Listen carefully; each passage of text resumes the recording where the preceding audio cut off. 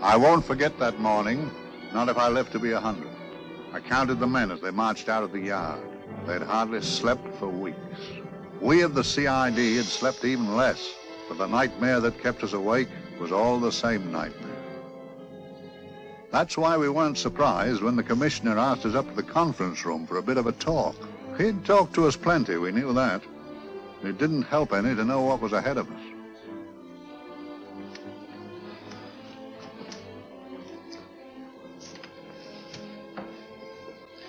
Must we have that window open, Gregson? Oh, shut it if you want to. Chief will be in enough of a temper without having a ruddy blast down the back of his neck.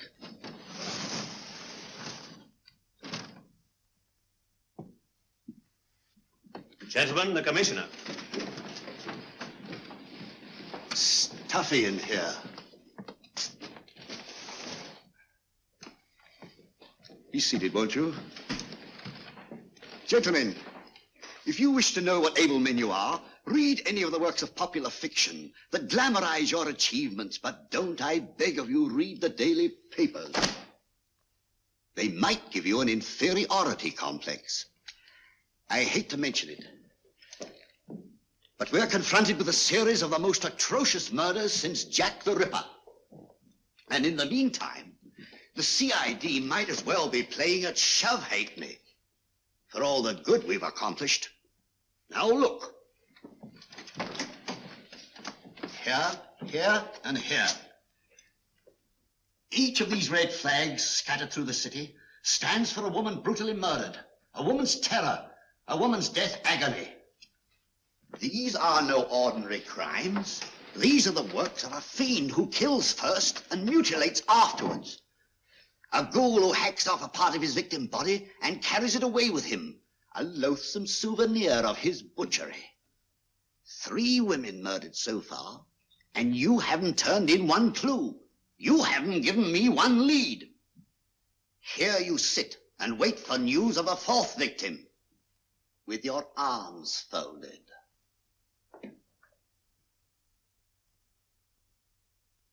Well, we hadn't long to wait. It was down Lambeth Way where a young woman was hurrying home late last night. She saw something and stopped. It was a constable. He spoke to her and he walked along with her, just in case. He saw her go down the stairway to the basement lodging where she lived. We can only surmise what happened after that.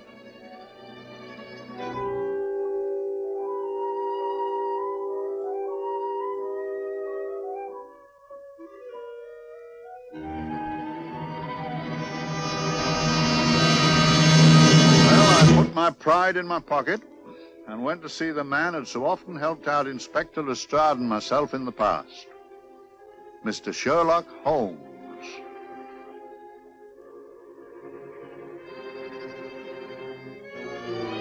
If ever a man needed help, I did.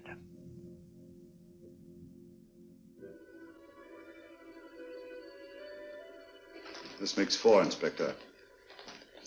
4 defenseless women here in the heart of London. And everyone with the right forefinger hacked off. Not hacked, Inspector Gregson. Cleanly, expertly severed. The work of a skilled surgeon. That's our only clue. Much about the age of my sister's girl.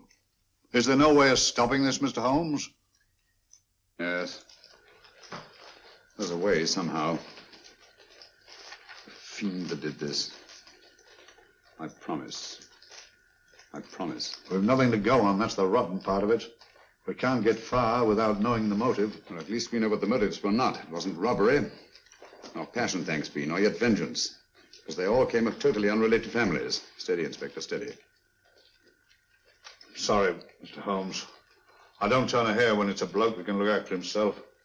A little slip of a thing like that. Yes, it's horrible. Come on, let's get a drink.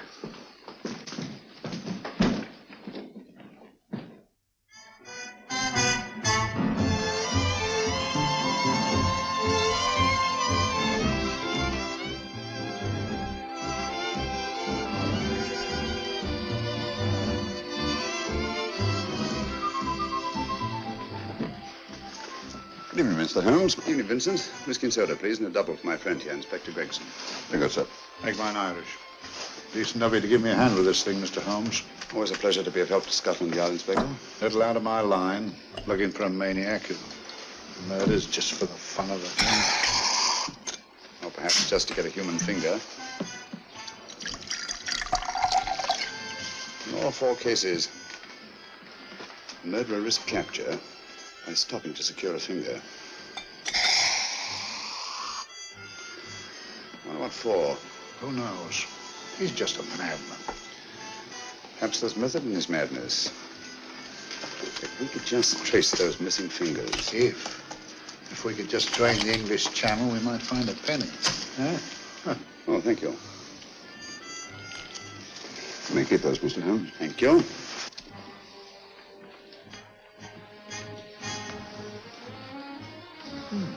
Sir George Fenwick, isn't it?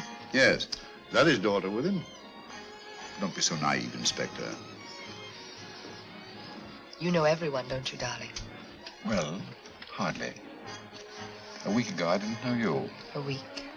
How fast it's gone.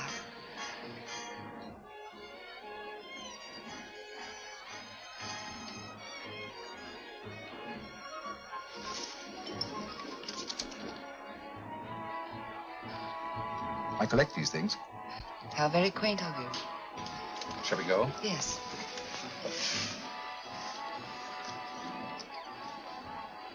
What are you looking at, Mr. Holmes? Looking at a very handsome woman. Outworn to the purple, but giving an excellent imitation. Would you like to come to my flat for a nightcap? Lovely idea. Yes, isn't it?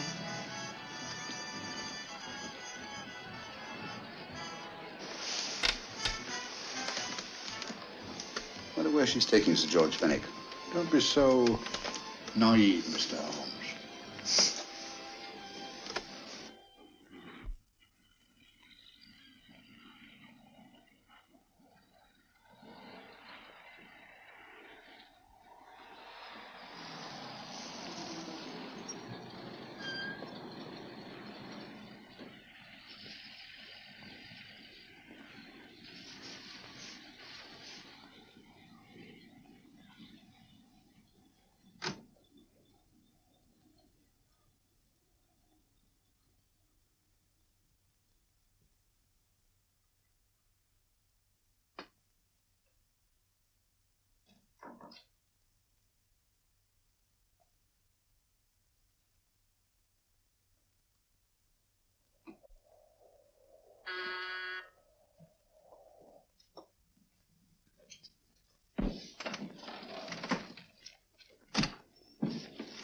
Good evening, Mum. Hello, Grandon. Any messages? No, Mum. Thank you. Drinks, Grandon. One of your nice surprises. Yes, Mum. I say, you don't mean that... Grandon's a marvel, aren't you, Grandon? Yes, Mum. You wouldn't believe the things she can do. Ah, charming place. Delightful. Really? Do you think so? I'm so glad. Do sit down. Do you mind? Do I mind? What a question. I don't mind anything, really.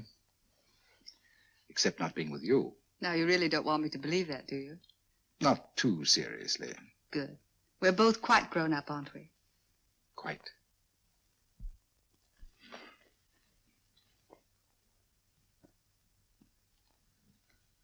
You're a treasure, Grandon.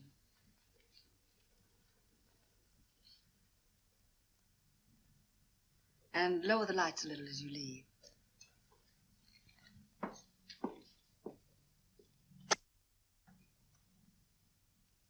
I prefer a more flattering light. In any light, you'd be... Would I? And don't you know it? Perhaps I do.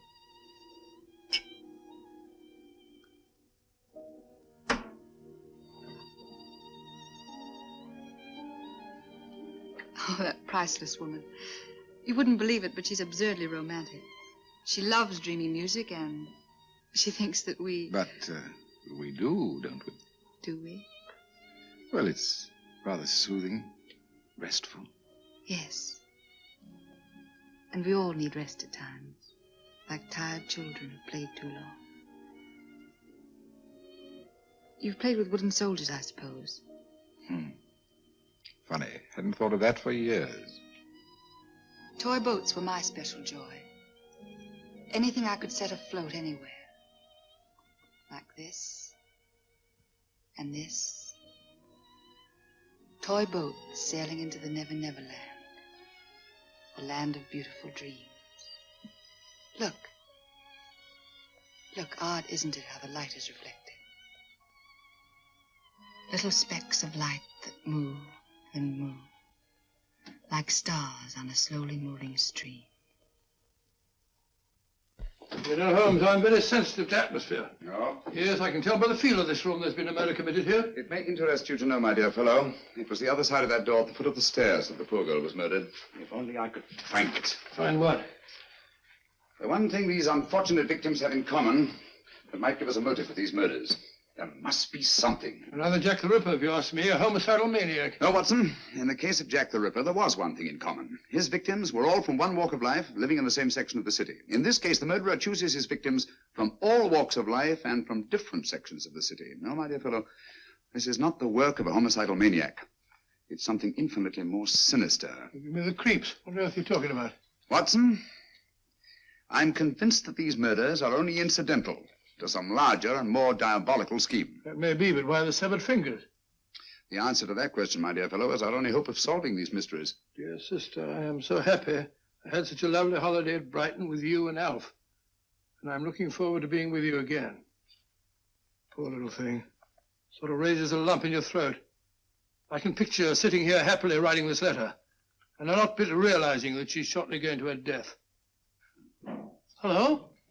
Gregson. Oh, there you are, Mr. Holmes. I've been looking for you everywhere. What's happened? Murder in Edgware Road, not half an hour ago. Woman? Yes. And the right forefinger cut off clean.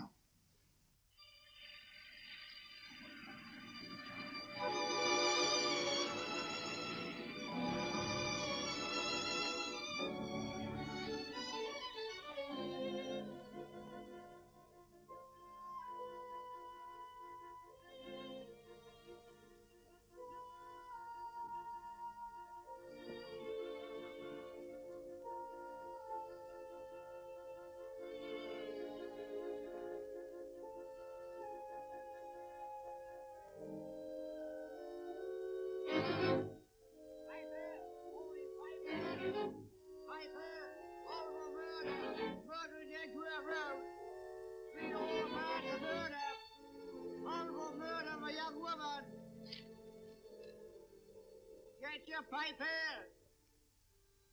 All for murder, paper, all about the murder. Morning paper, all about the murder, paper, horrible murder. Another young woman found murdered, papers here. Horrible murder, paper, paper, read all about it. Get your paper, murder in Edgware Road. Horrible finger murder. Shocking murder. Murder in Edgware Road. Horrible murder of a young woman. Read all about the murder.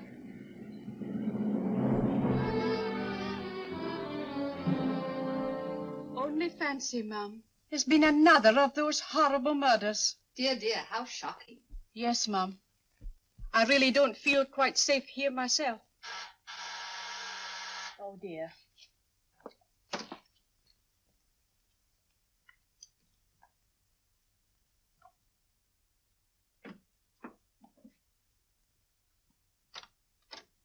Why, Sir George! I must see Miss Marlowe at once. I don't know if she... I must see her. Where is she?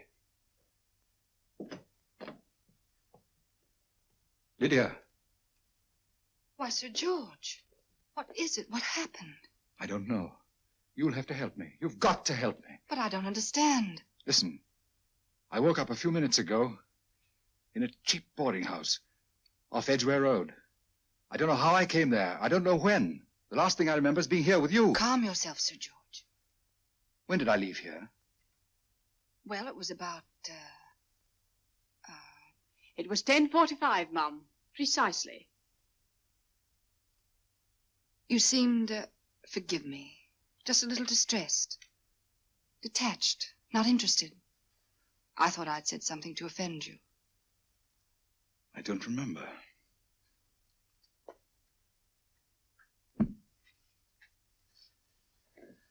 I can't remember. Tell me, has this happened to you before? Before? Well, there is such a thing as amnesia, you know. If it was 10:45 when I left you, it was 9 this morning when I woke. Over 10 hours lost. 10 hours that I can't account for. And in my pocket when I woke, I found... Yeah, in my pocket. That isn't... Oh, it's not for you, of course. It can't be. Excuse me, Mum, but there's a man asking to see the gentleman. Send him away. Yes, Mum. No, please. I'll see him.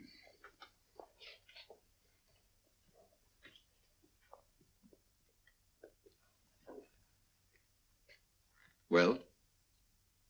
Delightful room.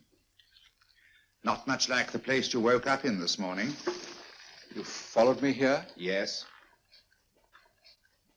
Are you a detective? Oh, no. Quite the contrary. Don't be afraid, Sir George. You know my name? Oh, yes. A very old and highly honored name.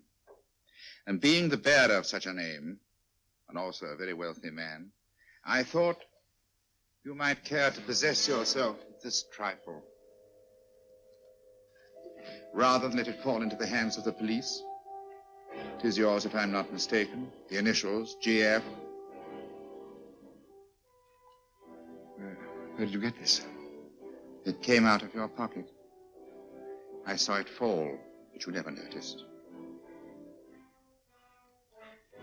You were very busy, bending over something with a knife. Then you put something in your pocket.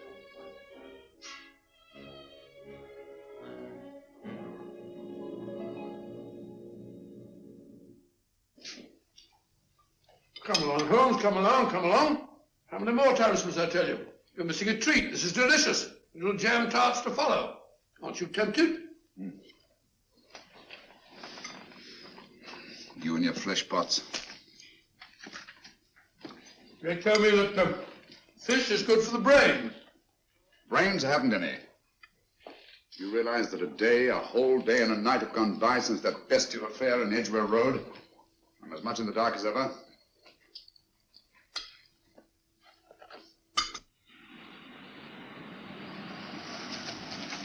Hello, here comes a client, unless I'm very much mistaken.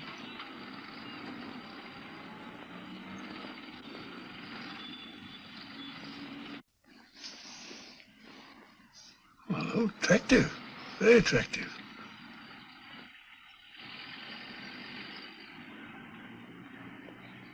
Obviously, she left home under the stress of some very great emotion. How do you know that? She isn't wearing any gloves. A startling omission in a young lady of fashion. Oh, she didn't put her coat on. Open the car, too.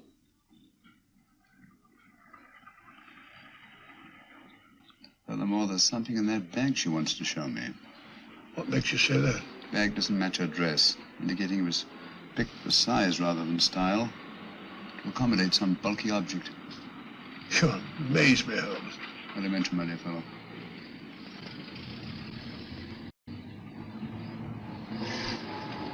Well, that's interesting. What is? A cab, tailing at the empty house. I wonder why he followed her here. Oh, wouldn't you? Bar crossing with the glasses.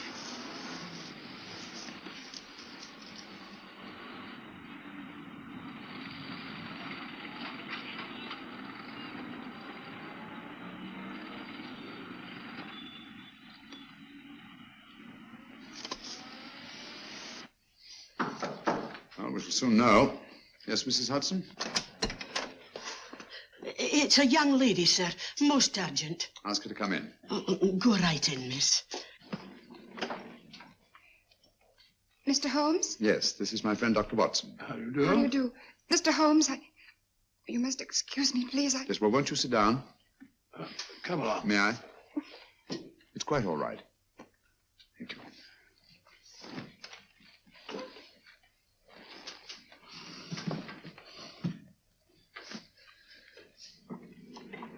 Now try to control yourself, Miss Fenwick. You're with friends. You know my name? No magic, I assure you. I've often seen your picture. You're the daughter of Sir George Fenwick, aren't you? Yes. It's about my father that I... What about your father, Miss Fenwick? Oh, I don't know what to do. He's always been the nicest, dearest person. Only since Mother died. Yes, we do. We know. So I didn't think anything of it when he was away all night before last. But he didn't come home until yesterday at tea time. Didn't come in for dinner at all. Just paced up and down in the library hour after hour. I begged him to let me in, but he wouldn't. Steady, steady. Now take your time. I couldn't sleep a wink last night. Then I started hearing things. Hearing things? What sort of things?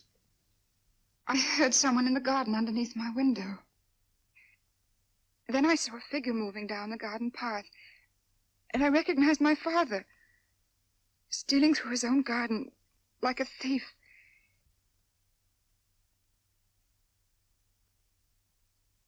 He had a spade in his hand, and he stopped by the greenhouse where he started to dig. This morning, at daybreak, I stole out into the garden and I found this.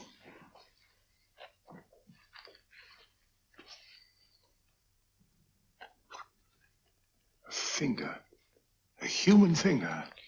Bring up Scotland Yard, will you, Watson? Ask them to get hold of Inspector Gregson and tell him to meet us at once at George Fenwick's house, Kingston.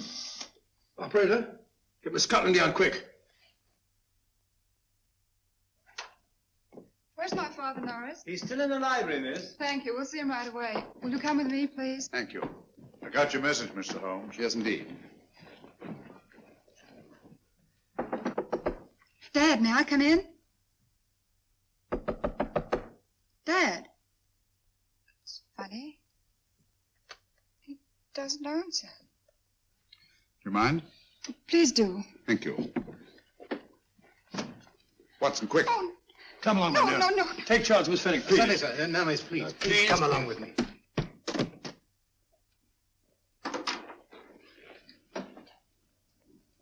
Dead? Yes. What do you make of it, Doctor? Shot in the back, between the second and third ribs. The bullet undoubtedly had penetrated the heart. Look at the powder marks on his coat. I was afraid of this. What do you mean? Don't you remember the man in the cab who followed Miss Fenwick to Baker Street? Well, you don't think he had anything to do with it, do you? I think it's reasonable to assume that he tipped off someone that I'd been sent for. Sir George has obviously been murdered to keep him from telling me what he knew. What was the weapon used? Small caliber revolver, point blank range by the look of the wound. The murderer came in through those French windows. The mud from the garden he brought in on his boots.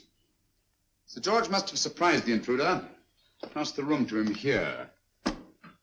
What follows we can't tell. But from the location of the wound, I'd say that he turned his back for a moment, and as he turned, the muzzle of the revolver was placed between his ribs and one muffled shot fired. And you mean to say he kept on going, even after he was shot? There's no doubt about it. Look there. The trail of blood leads us back to the desk. Something Sir George was after. Something. I know. He was trying to summon help, poor chap. I don't think so, Watson. There's the bell pull by the fireplace. No, you'll notice from the trail of blood that Sir George made straight for this desk here. I wonder, there was something he was desperately anxious to get. Hello. His right hand's clenched. That's perfectly natural. Death agony. The left hand lies open. Why only one hand clenched in the death agony? The right hand, the hand nearest the desk. Please note that. If Sir George took something off this desk, something so important that he spilled his last drop of blood to get it, I want to know what it is.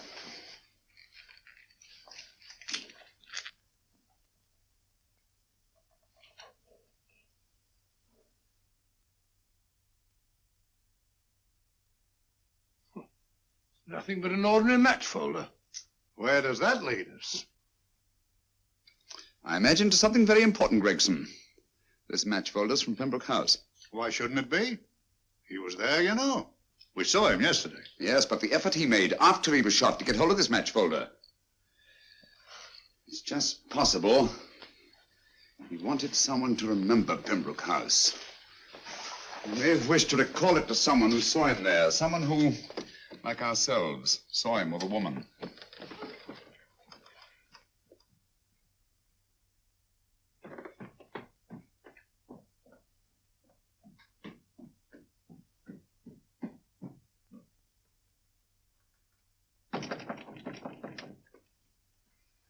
Come in. Oh, Dr. Watson, this came by hand for Mr. Holmes not 10 minutes ago. Thank you, Mrs. Hudson. That would be the report from Sir George's bank. Report from Sir George. Oh, really? Don't you remember his daughter told us that he'd just closed his account? Had it looked into at once.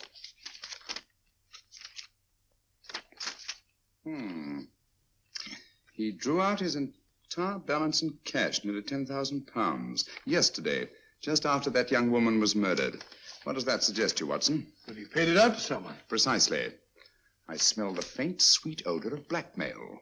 You don't think he paid it out to someone who saw him murder the McLean woman? Sir George never murdered anyone. But he did have that woman's finger, and he empty did have and pay out a lot of cash. That's the terrifying part about blackmail, Watson. The victim is afraid to fight the accusation, no matter how false. Once the accusation is made, his name is smeared, and sometimes his life is ruined.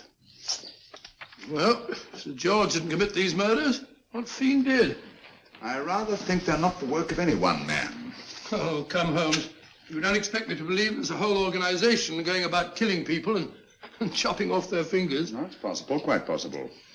Well, whoever's behind all this thing must be out of his mind. On the contrary, my dear fellow, if my assumptions are correct, this little scheme has behind it the most brilliant and ruthless intellect the world has ever known. You don't mean Professor Moriarty? I do. Oh, steady, Holmes. You've got him on the brain. This is the third time in as many months you've suspected him of unsolved crimes. He's dead, you know. Is he? Is he? You know he is. He was hanged in Montevideo, well, over a year ago. I know that someone was hanged in Montevideo under that name.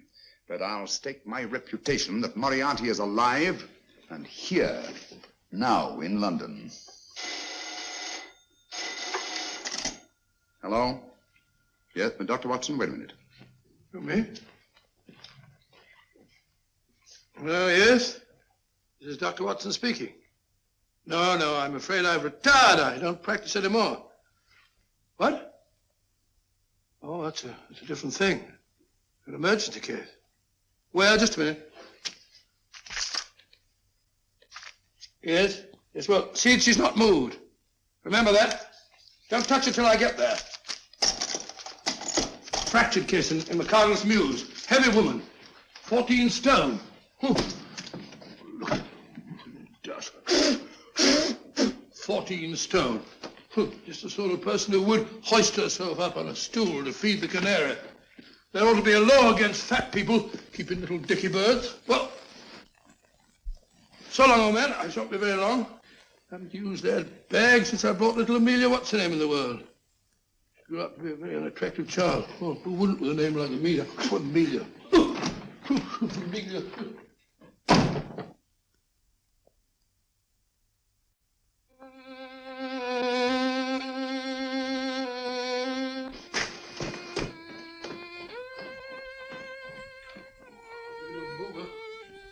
People are so stupid about accidents.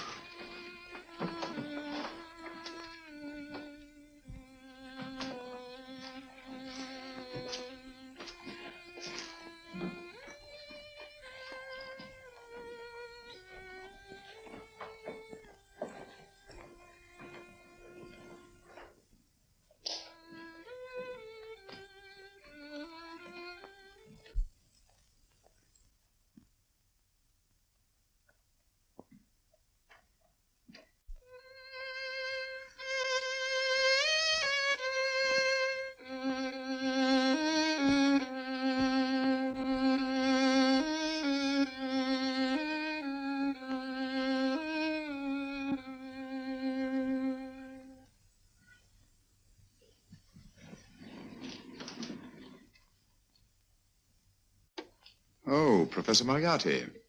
Not that I wish to appear inquisitive, but to what am I indebted for the pleasure of this visit? Scotland Yard will be interested. It's very convenient for me to have Scotland Yard think that I'm still dead in Montevideo. I never dreamed of fooling you. Thank you. The thought occurs to me, Mr. Holmes, that there are some advantages in living within the law. You are very comfortably fixed here, aren't you? As I get on in life, the little comforts appeal to me more and more. Oh, I beg your pardon. Won't you sit down? Thank you.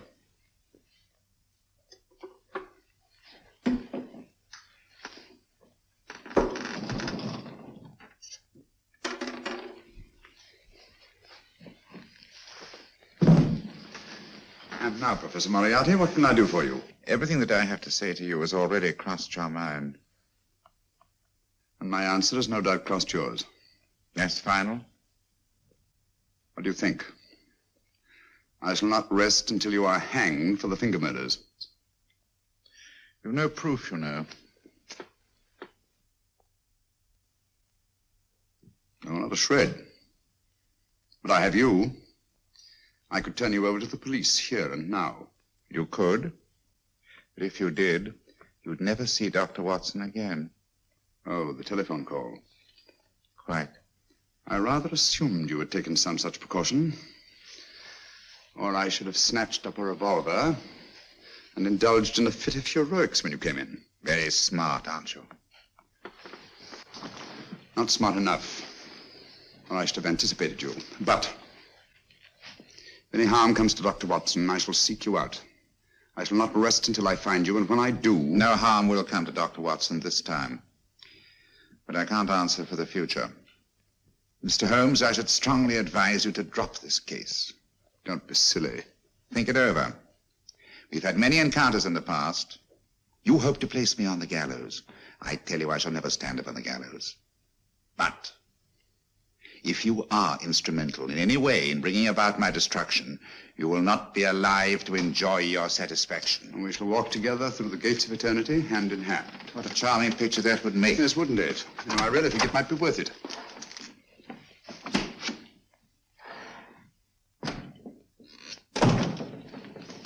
Shoelaces, Governor? Tuppence a pair.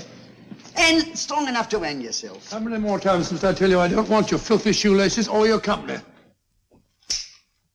Shoelaces, Governor? Blasted impertinence. Run along, my good man, or I'll give you in charge. Shoelaces, Governor? Shoelaces, Governor? Help a poor bloke. What's only got one arm? Any luck with Mr. Holmes? You can read his obituary in tomorrow's papers.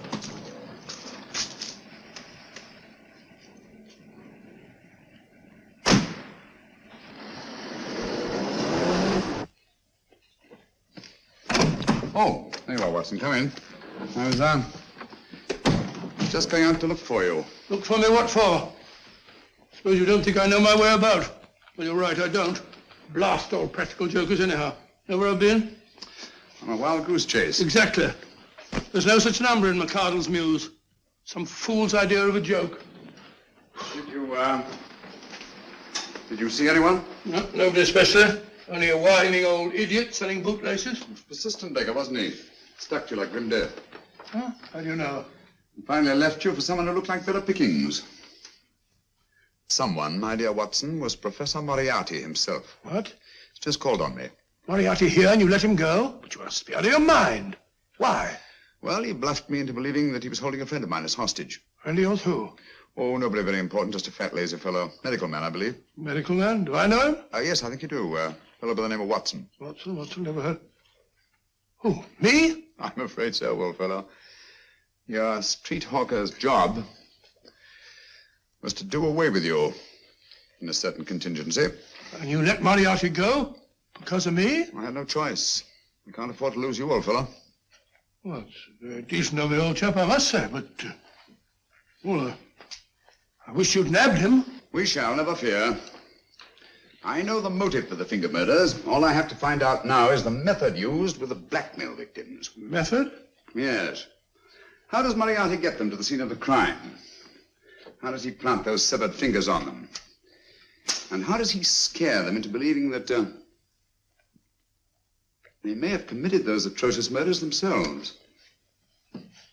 Curious.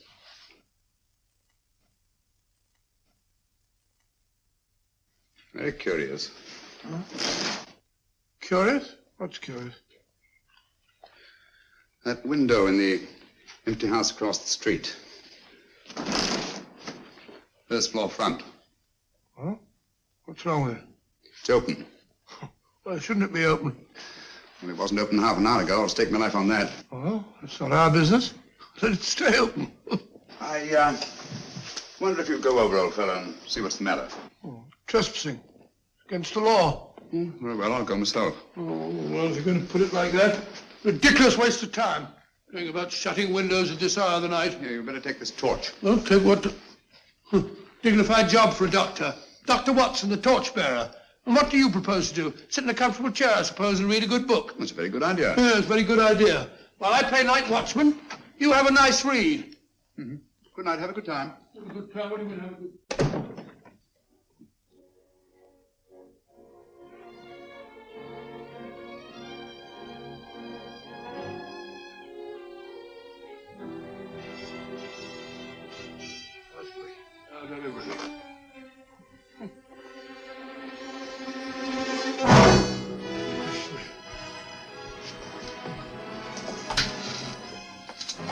What on earth is for? Oh, umbrella stand. Pretty little thing to keep about the house. Must have been a pet.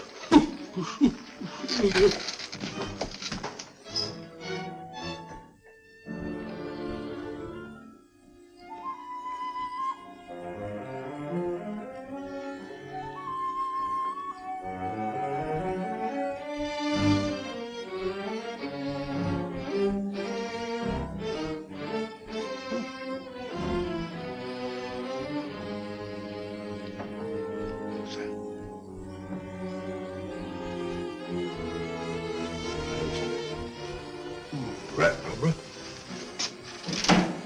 This was oh.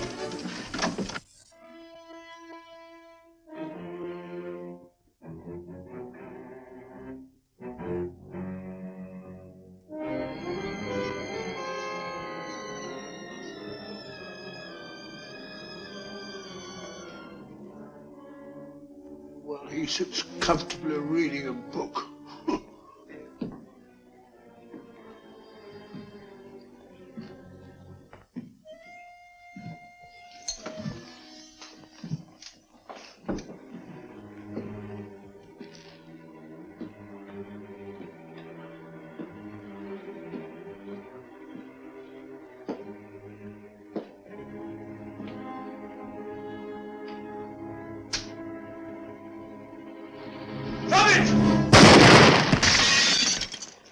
He killed Holmes! He killed Sherlock! Watson. You? But I saw him shoot you a second ago. Not me, my dear fellow. Merely the bust of Julius Caesar. Incidentally, you may have noticed that all through the ages, prominent men have prominent noses. Oh, I'm afraid we're in for terrible trouble again with Mrs. Hudson. Windows smashed, plaster all over the floor. Get up, you.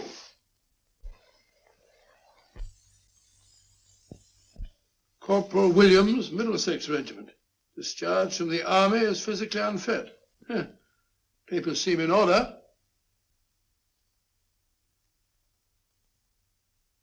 Now, Corporal Williams, you've seen service in the Far East, haven't you? The East? I thought so. Look at his complexion, Watson. Yellow as saffron. He's been taking antibrine. Cure for malaria. Sniper, aren't you? Sniper. Why did you try to kill me? I had to kill him. I had to. Oh, snap out of it. Stop it, Watson. He's shamming. No, he isn't. Who told you to kill me? She told me. She told you? She told me I couldn't miss. Well, luckily you did miss, you murderer. She isn't a murderer, Watson. Listen, Corporal Williams. She told you you had to do it, didn't she? I had to do it. I've got it, Watson, I've got it. Got what? The method used in the finger murders. Well, what is it? Hypnotism, my dear fellow, hypnotism. And it wasn't against his nature, that's the devilish part of it. They picked a man for their purpose whose job was sniping. Who are they? Professor Moriarty and his finger murderers.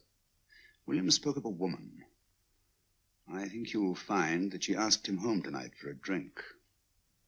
Nice quiet rooms, soft lights, music. You've got it all pat, Mr. Holmes.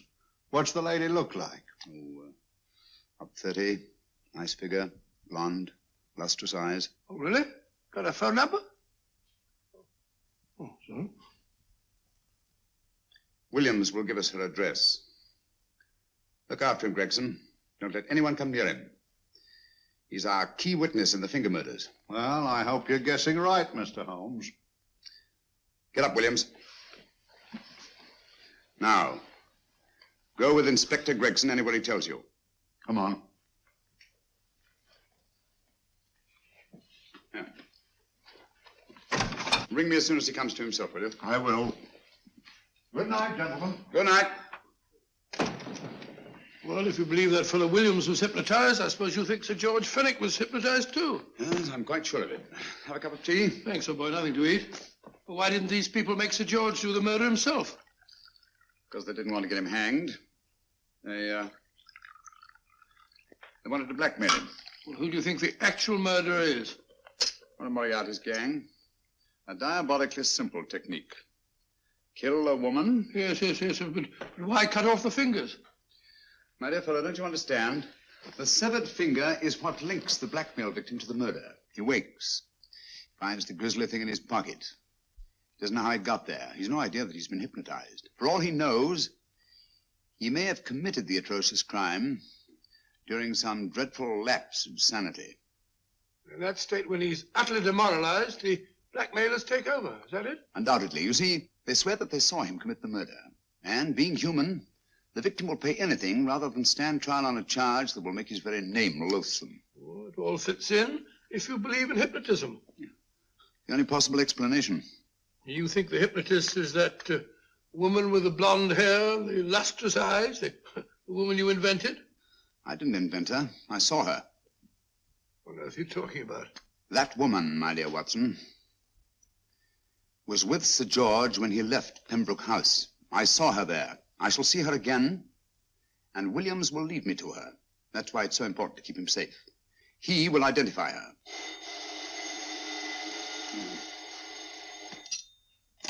Hello? Yes? Inspector Gregson? What? Well, get every constable in the district. Yes, I'll be over at once. What's happened, Holmes? Williams is missing. Great Scott! Come on.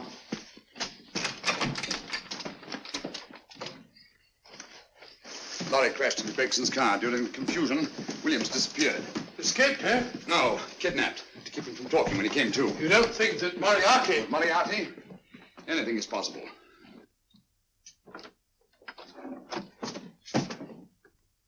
Williams! Dead. You see, anything is possible.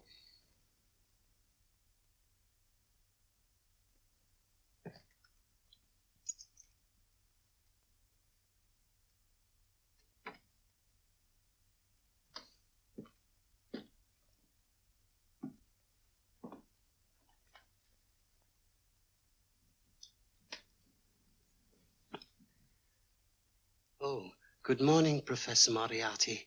You startled me. I'm dressing another dolly, a dear little nurse.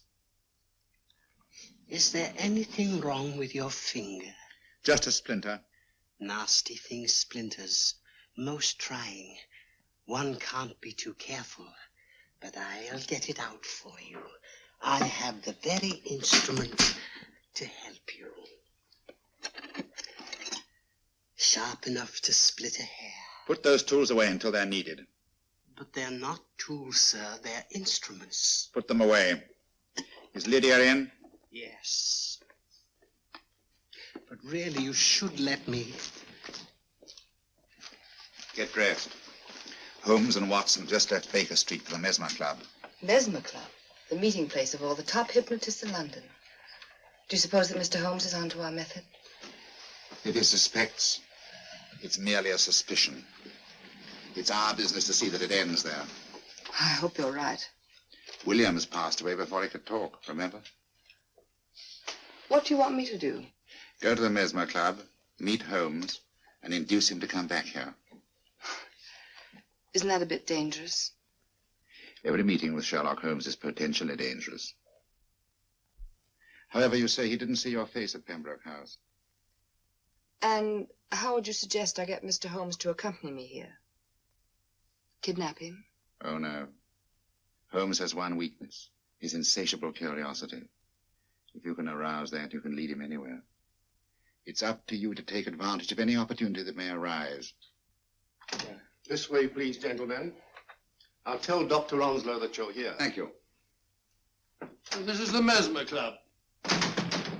If you ask me, hypnotism is a lot of mumbo-jumbo. Oh, come now, Watson. As a medical man, you must admit that hypnotism has its place in modern science. That may be, but 90% of hypnotists are crooks of the worst kind. Nothing more than a lot of charlatans exploiting weak-willed morons. Ah, Dr. Onslow, I believe. Happy to meet you, Mr. Holmes. Your brother Mycroft suggested I might be of help to you. He's a valued member of our little group of charlatans and crooks. Oh, beg your pardon, sir. I didn't know you were listening. Behind the curtain. My friend, Dr. Watson. Oh, delighted. Oh, did you? I wonder now. You see, we're in the midst of a little experimental session at this very moment. If you'd care to join us. Oh, certainly, certainly. That'd be very instructive. Oh, well, will you follow me? Thank you. Why should I know that we're behind the blasted curtain? In treating his patients. But today, the therapeutic value of hypnotism, as we now call it, is conceded by innumerable physicians. Especially is it of value in surgical cases where the administration of local or of general anesthetic is inadvisable. Inadvisable poppycock. Oh, sorry. For the sake of latecomers, I may say that I have placed this subject under profound hypnosis. In this condition, he can feel no pain, even under applications which normally would be excruciating. Excruciating? You excuse me, please. Carter, you are having a peaceful sleep. You feel nothing. Your arms and your hands are without sensation. Mowbray, the long needle.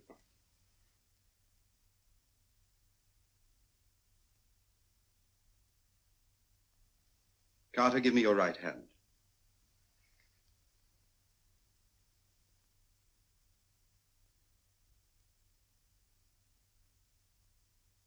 As you observe, the needle has been thrust completely through the subject's hand.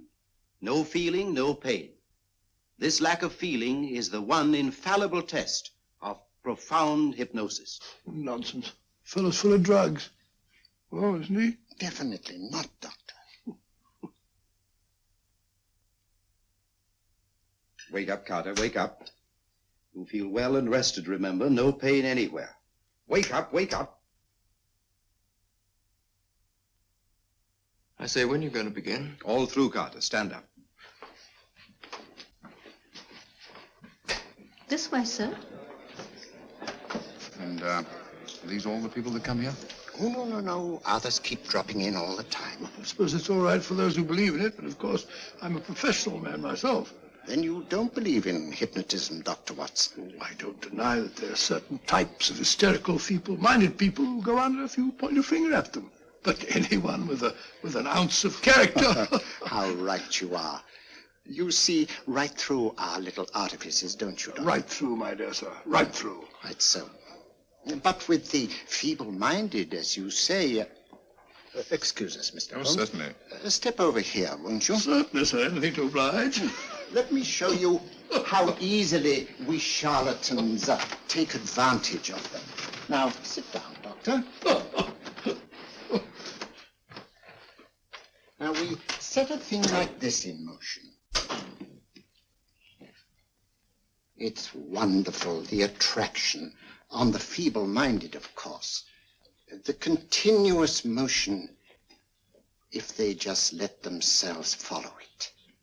Of course, you could stare at it till doomsday, Dr. Watson, with no effect at all.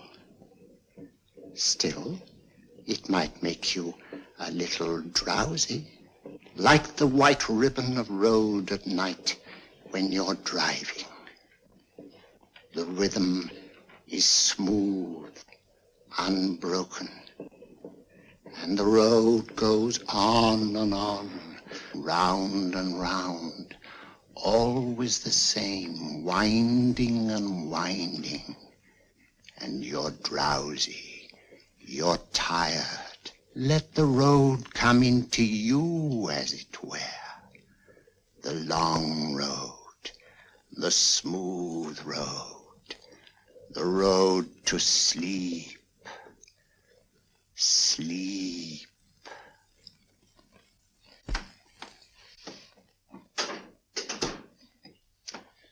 Open your eyes. Stand up. Turn around. And now, Dr. Watson, you're on a holiday in Scotland. The country is amazingly beautiful. We're coming to a stream. It isn't deep. Better take your shoes and socks off.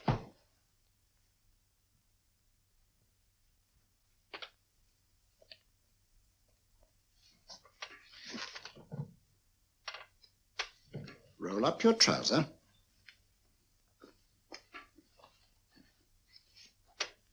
That will do. The other leg is waterproof. Turn around. Mind the pebbles.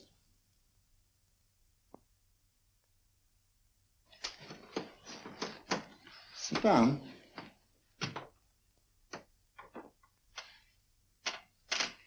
Wake up now.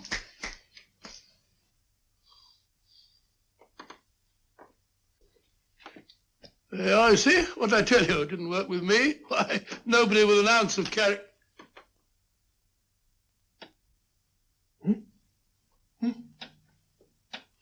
I think you'll need these.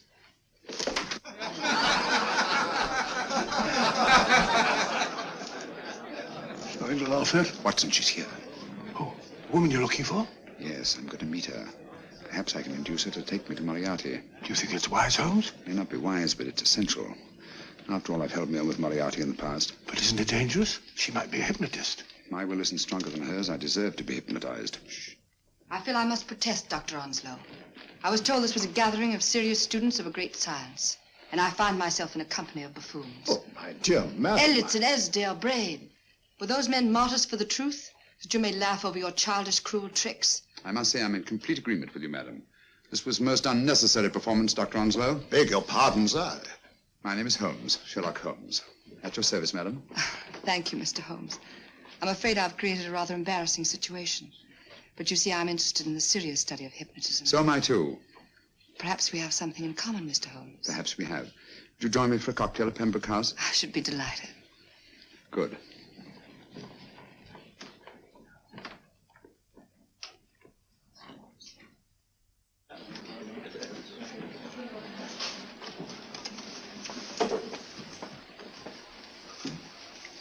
Thank you. I didn't know there was such a pleasant place in London. It was so nice of you to suggest our coming here. I thought a little pick-me-up would do us good. You mean you thought I looked... I like the way you look. Thank you. I suppose I did lose my head a little at the Mesmer Club. But you see, hypnotism is almost a religion with me. I know so well what it can do to help, heal.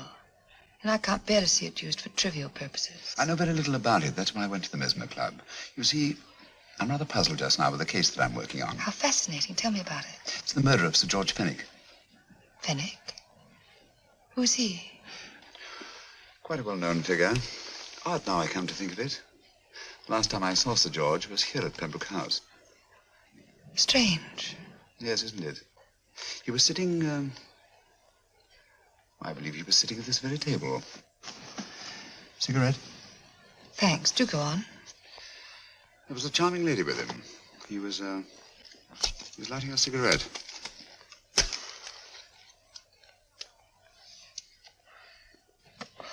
Charming. Did you see her face? No worse luck. Merely her back. How unenterprising of you. Yes, wasn't it? Afraid I'm getting a little older. I shouldn't say so. That's nice of you. Still, the first time in my life, I've got hold of a case that's beyond me. I'm actually losing sleep over it. You know, Mr. Holmes, I believe I could help you. Really? I should be very grateful. You're amused. Oh, merely skeptical. How would you go about it? I've used hypnotism more than once in healing. Not for profit. I'm not a professional. But I do think I could help you. If you'd care to... I can't think of a pleasanter experience.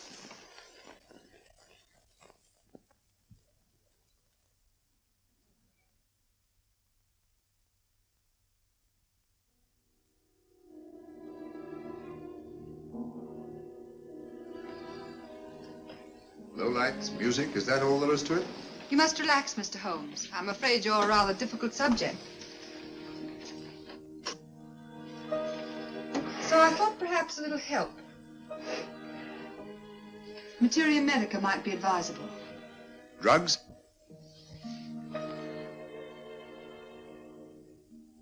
No, I'd rather not, if you don't mind. As a matter of fact, I'd rather not myself. But Schrenk-Notzing he practiced in Munich, you know.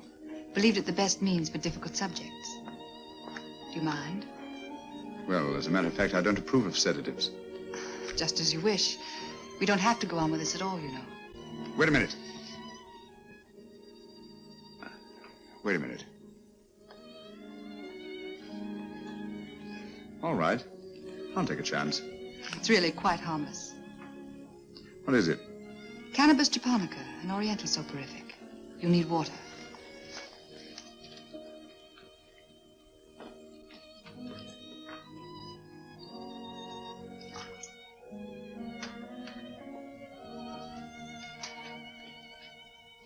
Thank you. Now sit down, Mr. Holmes. You'll feel yourself growing drowsy.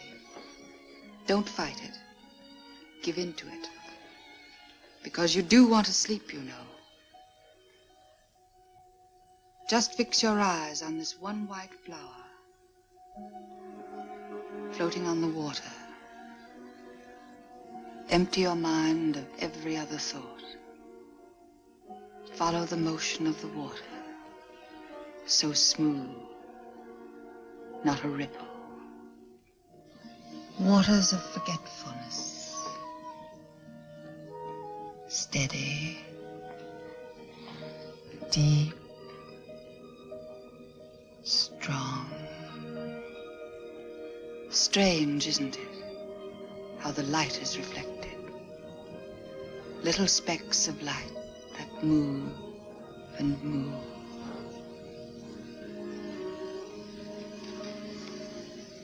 It's restful here. It's peaceful. It's friendly. And you're very close to finding what you're looking for. You'll find them soon now. The guilty ones. When you're rested, gentle waters closing over you. Steady, deep, strong, drawing you down, down, down.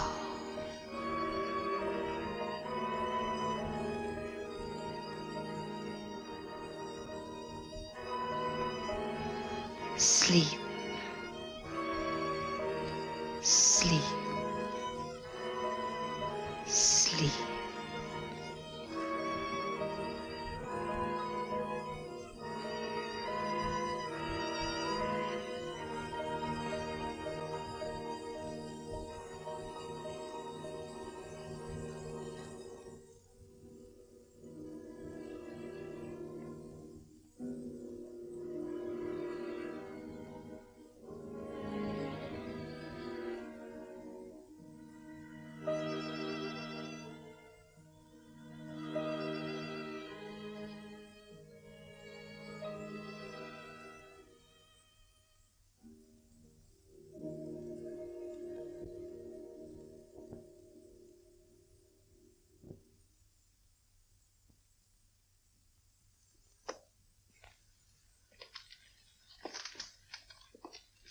Here he is, Professor Moriarty. Stand up, Mr. Holmes.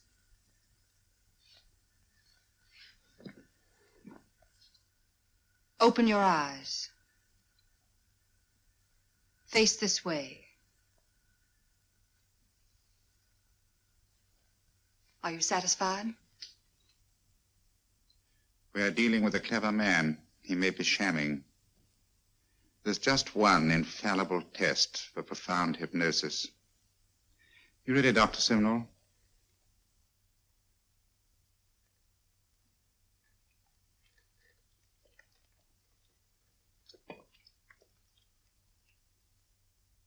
That will do, Doctor. He couldn't fake insensibility to the knife. I congratulate you, Lydia. Turn round, Mr. Holmes. Now walk to the desk.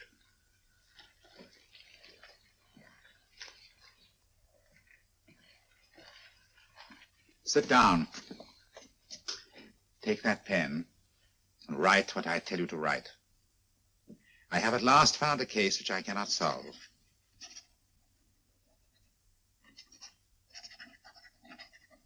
I have outlived my usefulness. Therefore, I have decided to end my life.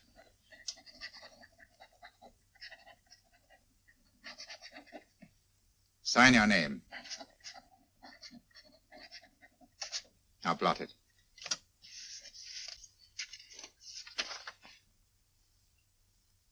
Fold it up and put it in your pocket. Come, Mr. Sherlock Holmes. Go out onto the terrace. But it won't look like suicide, sir. I'm sorry, but Mr. Holmes' injuries must all be self-inflicted. Let's walk a little, Mr. Holmes. It's so pleasant here in the garden. Just step up here onto the terrace. It's a nice, broad terrace. Now turn to the left and walk slowly to the end of the terrace.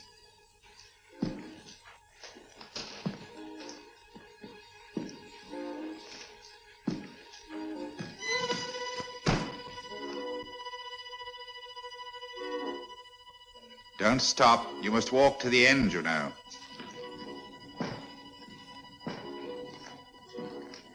The end leads to an open doorway. You can pass through it in perfect safety. In the room beyond the doorway, you'll find what you've been looking for. Must you drag this on? This is the moment I've been anticipating for a long time, my dear. Go on, Mr. Holmes.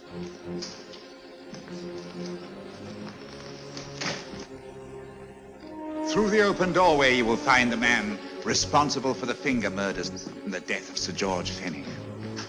Professor Moriarty. Holmes! Stand still. What a beautiful view, Watson. I'm quite enjoying it. No, you're not. You're hypnotized. You're under a spell. Stand still. Don't move. Steady, Holmes. Steady does it. Stand perfectly still where you are. Nonsense, Watson. You don't know what you're doing. Of course I know what I'm doing. You mean you're not hypnotized? Certainly not. Then get off the wall, you idiot. Oh, look out! Holmes! Oh, Dear fellow. What were you doing up there? Holding the fort until you arrived. What kept you? Well, I ran into a spot of trouble on my way to Scotland Yard. I was arrested for exceeding the speed limit. Your luck seems to hold, Mr. Holmes. Well, I'd hardly call it luck, Professor. You see, I substituted a drug of my own for the one that this dear lady pressed on me. You are clever, aren't you? A drug that, although it leaves the subject conscious, renders him quite insensitive to pain. That accounted for my lack of reaction to Dr. Simnel's knife. Well, Gregson, quite an impressive haul. Even Inspector Lestrade himself couldn't have done any better. Thanks, Mr. Holmes. Take him away. All right, put her in the van. I was right, Mr. Holmes. You are a difficult subject. Thank you. And now, Professor, our score is settled. Au revoir until I see you on the gallows. The rope has not been made that'll go around my neck. Come on.